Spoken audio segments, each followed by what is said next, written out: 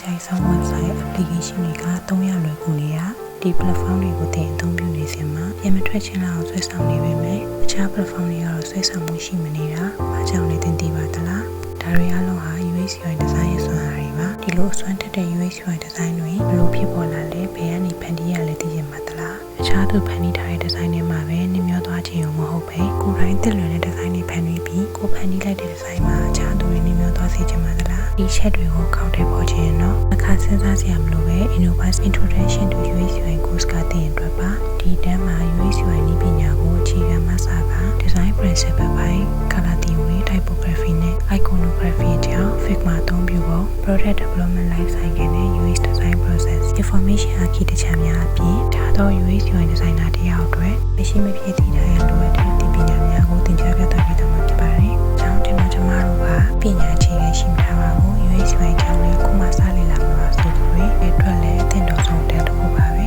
။တန်းကိုနိုဝင်ဘာ29ရက်စနေနေ့နဲ့10နာရီအချိန်မှာစတင်သွားမှာဖြစ်ပြီးချက်လက်သေးသေးကို caption မှာပါတဲ့ link ကနေဝင်ရောက်ကြည့်ရှုနိုင်ပါတယ်။မိမိရဲ့ဒီတင်ဖန်တီးနိုင်စွမ်းတွေကို UX UI design နဲ့ဖြစ်ဖန်တီးပုံဖော်မှုစရာတတ်တဲ့နေပြီဆိုရင်တော့ Innovas Page Messenger ကိုအခုပဲလာရောက်ဆက်